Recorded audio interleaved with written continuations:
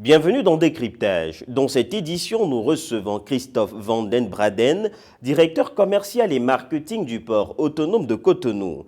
Il fait le point sur l'état d'avancement du projet d'extension et de modernisation du port autonome de Cotonou au Bénin. Monsieur Christophe Van den Braden, bienvenue sur Africa 24. Vous intervenez dans le panel Leaders nationaux, attirer et maintenir des secteurs de l'exploration résilients et robustes. Il est notamment question de porter un regard sur les projets émergents. Quels sont-ils au Bénin dont le potentiel minier est encore peu exploité ?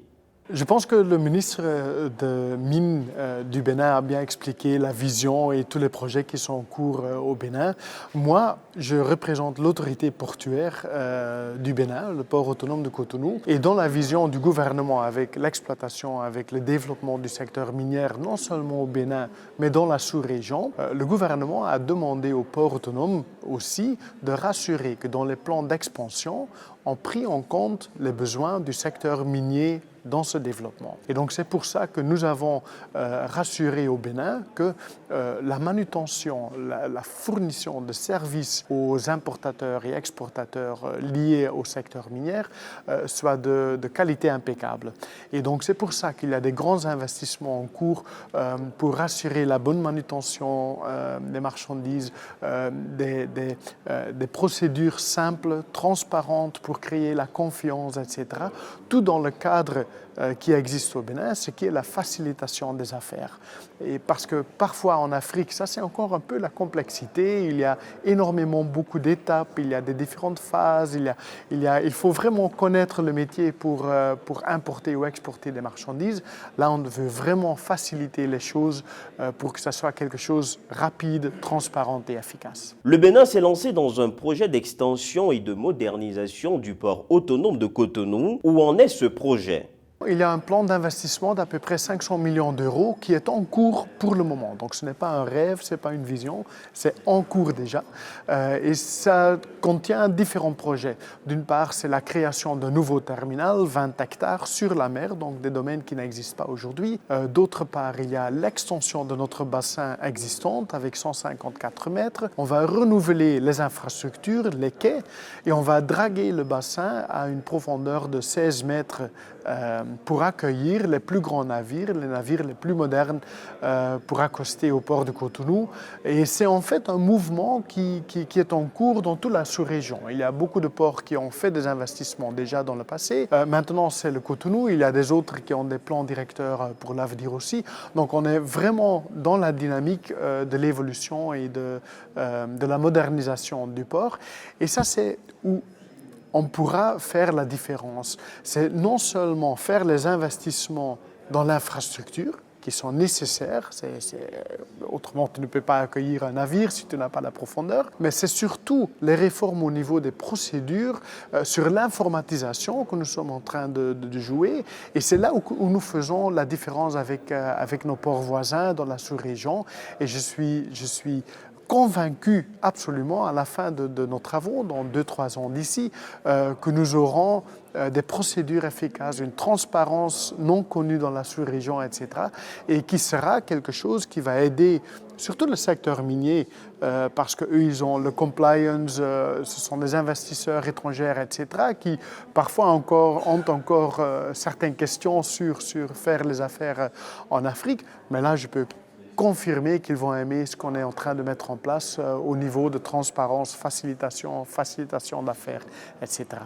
Vous avez travaillé dans plusieurs pays d'Afrique de l'Ouest comme le Nigeria et le Ghana. En termes de visibilité, de vision, d'infrastructure, quels sont les points de comparaison que vous avez pu établir entre le Bénin et ses autres États ? C'est une question très intéressante en fait. Je dois dire que la vision que j'ai trouvée au Bénin, la vision du gouvernement, la dynamique qui existe aujourd'hui, ça j'ai jamais vu ailleurs. Et je dois dire maintenant avec tout ce qui est en train de passer au niveau portuaire par exemple, que c'est vraiment dans le but d'améliorer la situation. Je n'ai jamais observé des intérêts ou n'importe quoi, c'est toujours Qu'est-ce que le marché a besoin? Qu'est-ce que le Bénin a besoin? Qu'est-ce que nos pays voisins, c'est-à-dire les pays de l'Interland, comme le Niger, le Burkina Faso, le Mali, le Tchad, qu'est-ce qui sont les besoins de ces pays? Et à partir de ce point, on s'est mis autour de la table pour dire, voilà, on doit investir dans ce secteur ou dans ce domaine portuaire pour assurer qu'on fournit un produit pour nos clients.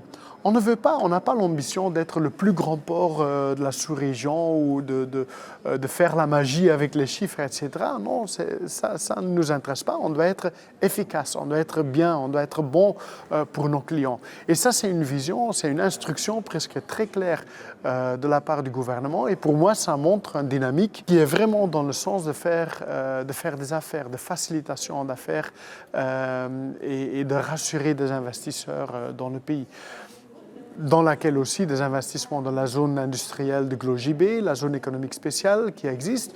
On va faire la même chose à l'intérieur du port. On va créer une zone économique spéciale à l'intérieur du port, pas pour l'industrialisation, pas pour les fabriques ou des usines, mais vraiment pour la logistique, pour la distribution des marchandises. Et ça, c'est unique sur le continent même.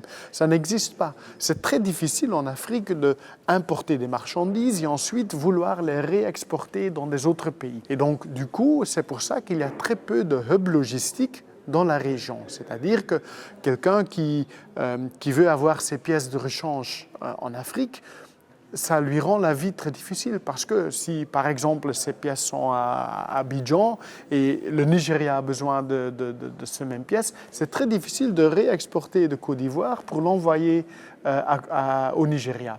Avec notre zone économique spéciale, avec la loi qui a été créée par le gouvernement, ça sera très facile d'avoir le stock tampon dans la Africa Logistics Zone, dans la zone économique spéciale. Et si finalement, demain, le Nigeria a besoin d'une certaine pièce, c'est placer la commande, c'est envoyer de Bénin au Nigeria et après un jour ou même quelques heures dans le cas du Nigeria, ça pourrait être là avec des structures, avec des procédures très faciles, etc., avec un régime douanier spécial, un régime fiscal spécial, etc., etc. Donc tout ça, c'est vraiment dans une vision comment faciliter les choses et comment servir nos clients.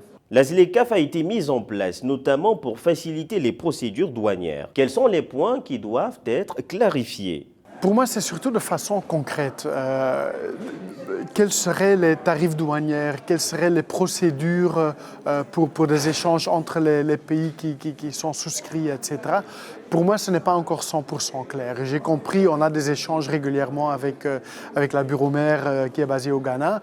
Et donc, je suis certain, dans l'avenir proche, ça va être tout clarifié et très clair. Mais je suis convaincu que c'est quelque chose qui est nécessaire pour l'Afrique, pour la région. Et c'est unique qu'ils ont pu créer cette zone dans une brève période de temps finalement. Mais ça montre la dynamique de l'Afrique, ça montre la volonté de l'Afrique pour vraiment évoluer et pour aussi et surtout promouvoir l'échange et l'échange des marchandises entre les pays, production locale, consommation régionale. Et ça, je pense, c'est magnifique, c'est ce que nous avons besoin. Évidemment, les ports auront un rôle à jouer là-dedans et c'est avec plaisir que nous serons la porte d'entrée pour ce trafic. Monsieur Christophe Van den Braden, merci d'avoir répondu aux questions d'Africa 24.